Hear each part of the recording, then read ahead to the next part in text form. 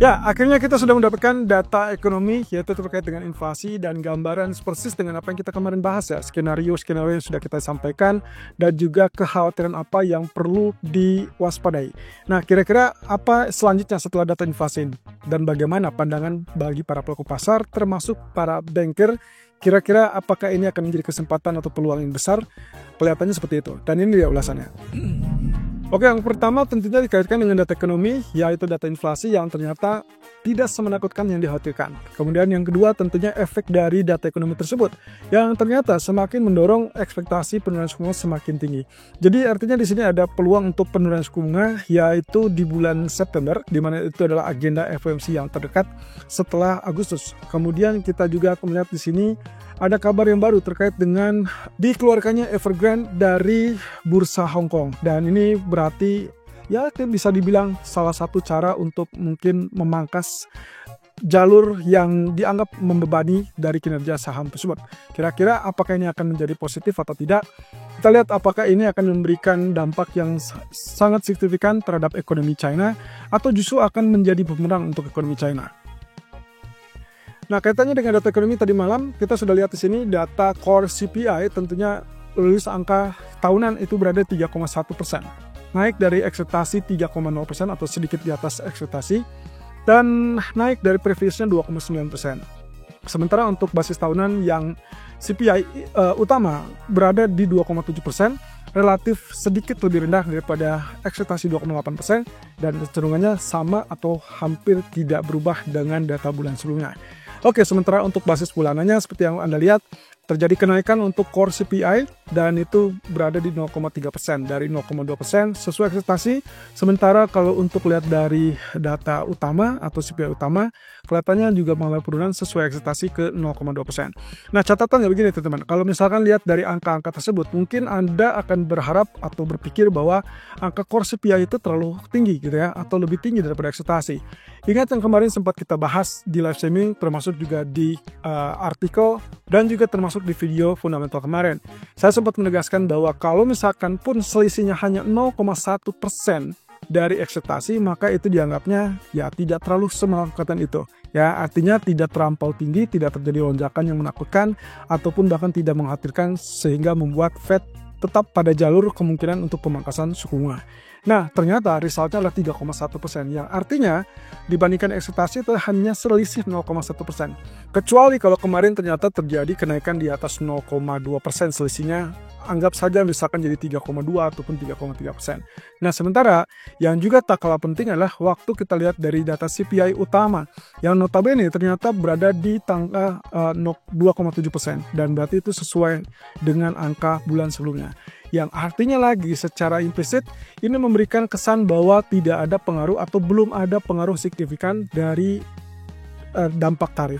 Ya, ini yang memungkinkan kenapa market kecenderungannya menilai bahwa ini harusnya disambut positif oleh Fed dan sehingga kemungkinan mendorong untuk penurunan suku bunga. Itu sebabnya kalau Anda perhatikan dari saat rilis data tersebut, emas dan saham itu justru mengalami lonjakan kenaikan, bukan mengalami tekanan turun. Berbeda cerita waktu kita 5 menit menjelang data, ada kekhawatiran ini tiba-tiba melonjak, tapi ternyata kekhawatiran tersebut tidak terbukti.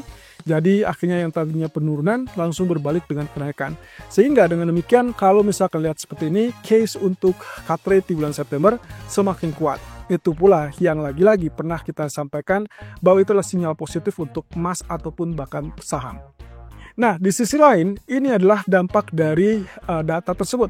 Anda bisa perhatikan di situ ekspektasi untuk September adalah 94% dari sehari sebelumnya, sebelum data ekonomi dirilis, yaitu data CPI dirilis. Kita sudah lihat atau sempat melihat angka ekspektasinya turun sampai ke kisaran 84 ataupun 85%. Tapi kemudian setelah data ekonomi justru naik ke 94%. Artinya ini case yang semakin menguatkan untuk potensi pemangkasan suku bunga. Sehingga kalau misalkan kita anggap bahwa data CPI satu kali lagi akan muncul di bulan September, maka kemungkinan itu hanya memberikan gambaran kira-kira Fed akan memangkas berapa kali atau berapa banyak, bukan membatalkan pemangkasan tersebut. Kecuali kita dapatkan lonjakan tiba-tiba sampai ke 4 ataupun bahkan 5%. Yang saya rasa dan beberapa analisis rasa untuk case seperti itu agak minim kemungkinannya. Tapi ya kita tunggu saja sampai satu data ke depan. Lalu kemudian yang juga dari hasil rilis data, kita dapatkan mayoritas bank kembali memproyeksikan atau memperkirakan terkait dengan pandangan mereka kepada suku bunga bank sentral. Nah, kali ini ada UBS dan juga Goldman Sachs yang mempertajam ataupun memperkuat alasan mereka mendukung pemangkasan suku bunga sebanyak 3 kali di tahun ini. Artinya dari sejak September, Oktober, Desember kemungkinan akan ada masing-masing pemangkasan suku bunga. Hanya saja bedanya UBS kali ini memperkirakan ada suku bunga ataupun pemangkasan suku bunga yang lebih agresif di bulan September, dan itu berarti 50 basis poin. Lalu kemudian dilanjutkan dengan masing-masing Oktober dan Desember itu sebesar 25 basis poin. Beda cerita dengan Goldman Sachs. Goldman Sachs memperkirakan masing-masing di-cut atau dipangkas 25 basis poin. Nah, yang cukup menarik di sini adalah adanya alasan dari UBS, yaitu katanya dengan kalaupun inflasi itu mendorong atau masih tetap naik atau tetap tinggi, maka mereka tidak memandang pesimis terkait dengan kata tersebut. Mereka melihat ada kombinasi antara pertumbuhan ekonomi yang lemah, lalu kemudian inflasi inti yang mendarat, sehingga nantinya kemungkinan Fed akan lebih condong kepada membantu ataupun memfokuskan diri pada ekonomi. Nah, sama halnya dengan Goldman Sachs, mereka juga memperkirakan bahwa kemungkinan nantinya pasar ataupun bahkan Federal Reserve itu berupaya untuk menolong ekonomi yang relatif lambat, ditandai dengan kalau lihat dari data NFP kemarin untuk pasar tenaga kerja ada kecenderungan mulai melambat. Jadi kalau misalkan dengan data tersebut saja dirasa sudah cukup untuk memberikan kesempatan ataupun peluang pertimbangan bagi Fed untuk memangkas suku bunga. Jadi catatan dari Goldman Sachs di sini adalah penekanannya harap diperhatikan 1 bulan ke depan ataupun 2 bulan ke depan untuk memperhatikan atau condong memperhatikan kepada data-data ketenaga kerjaan. Karena semakin lambat atau semakin turun data ketenaga kerjaan, berarti itu semakin memperbesar peluang untuk pemangkasan suku bunga. Walaupun katakanlah in case ternyata CPI masih tetap bertahan di 2,5 sampai 3%. Nah, yang menarik juga bank sentral ataupun bank-bank lain, bank komersil seperti Nomura cut. Nah, yang menariknya adalah Bank Nomura juga memproyeksikan hal yang sama, yaitu terkait dengan pemangkasan bulan September. Tapi ini sebetulnya proyeksi mereka yang terbaru, karena sebelumnya mereka memperkirakan baru akan terjadi di akhir tahun ini. Nah, ini saya rasa ini mirip dengan JP Morgan ya.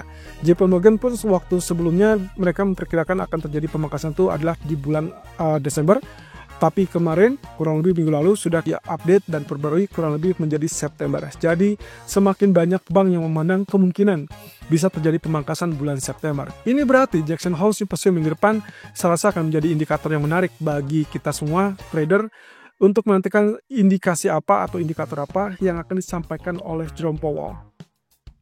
Nah, sementara itu dari Menteri Keuangan Scott Bessent, jelas dia mendukung untuk pengurangan suku bunga dan sangat mendesak kepada Fed untuk melakukan 50 basis point. Landasannya tentunya dari pasar tenaga kerja ya, kalau kita lihat dari 1 bulan terakhir. Lalu kemudian dari Bessent pun menyampaikan bahwa dia mengharapkan Miran atau Stephen Miran itu segera dilantik oleh Senat, lalu kemudian dia akan menjabat dalam gubernur Bank Sentral atau gubernur Fed. Nah, ini fungsinya adalah yang kemarin kita sempat bahas bahwasannya saat terjadi pengiriman ataupun penunjukan dari Trump, maka itu adalah sosok yang diharapkan akan mendukung penurunan suku bunga. Jadi dengan adanya Miran nanti ke dalam kursi gubernur Fed, otomatis diharapkan nantinya bisa mempengaruhi mayoritas dari anggota FOMC untuk juga mendukung penurunan suku bunga. Jadi cukup menarik ya, untuk ke depan saya rasa ini menjadi dukungan yang paling pas dan akhirnya kita bisa memperkirakan at least sampai akhir tahun akan terjadi pemangkasan suku bunga. Nah, sementara untuk berita lainnya kaitannya dengan apa yang terjadi di Hong Kong atau di Bursa Hong Kong, yaitu delisting dari Evergrande, lalu kemudian juga yang kita perhatikan di sini memang secara riwayat ataupun secara histori dalam 1 atau 2 tahun terakhir memang kita selalu diwarnai ataupun dihantui oleh masalah krisis properti di China, sehingga akhirnya kemungkinan bursa ataupun badan regulator memutuskan untuk mendelisting atau mencoret status dari Evergrande dari bursa Hong Kong. Nah, dampaknya seperti apa? Dampaknya tentunya ini tidak akan mempengaruhi secara keseluruhan bagi indeks saham Hang Seng, melainkan justru akan memberikan dampak positif karena berarti salah satu penyakit yang membebani kinerja dari Hang Seng itu dikeluarkan dan nantinya akan diganti dengan perusahaan lain yang relatif lebih sehat. Nah, otomatis di sini inilah yang salah satunya membuat kenapa Hang Seng bergerak naik pagi ini, termasuk selain itu didukung juga oleh ekspektasi penurunan suku bunga dari Federal Reserve yang mendorong kepada kinerja pasar saham mayoritas untuk hari ini. Nah, yang kedua adalah kaitannya dengan geopolitik. Selain tentunya kita masih tetap menunggu Rusia dan Amerika yang baru akan bertemu besok atau di hari Jumat, tapi ada kabar terbaru ini kaitannya dengan Iran. Ya, ini adalah 3 negara Eropa, yaitu Inggris, Jerman, dan juga Prancis, memberikan dampak ataupun memberikan waktu ya kepada Iran untuk segera menyelesaikan ataupun kembali ke meja perundingan. Ini kaitannya dengan program nuklir mereka dan hanya memberikan waktu sampai Agustus atau akhir Agustus 2025. Bagi mereka, kalau misalkan ternyata ini tidak terjadi kembali pembicaraan nuklir, maka otomatis Iran akan dikenakan sanksi, alias mungkin kita sebut saja sanksi-sanksi yang sebelumnya sempat dipending ataupun di delay, kemungkinan akan diberlakukan kembali. Bahkan bisa jadi ini akan menjadi faktor pengganggu untuk penurunan harga minyak yang diharapkan. Tapi mungkin sifatnya tetap terbatas atau sesaat. Oke, berarti untuk minggu ini kita sudah selesaikan deadline dari gencatan senjata tarif Amerika dan China. Lalu kemudian data CPI, berarti kita tinggal menyisakan beberapa data ekonomi seperti PPI. Itu baru akan rilis besok bersamaan dengan initial jobless claim.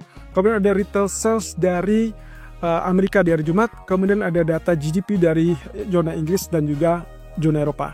Nah, kemudian kita akan tentunya menantikan paling puncak adalah di hari Jumat.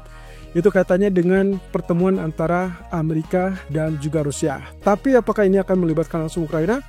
Kita tinggal tunggu saja. Kayaknya untuk saat ini belum akan terjadi. Tapi ada desakan dari Zelensky untuk dilibatkan atau terlibat dalam pertemuan di hari Jumat tersebut. Ya, kita tinggal tunggu. Yang jelas, perkembangan apapun ini akan sangat sensitif kepada market.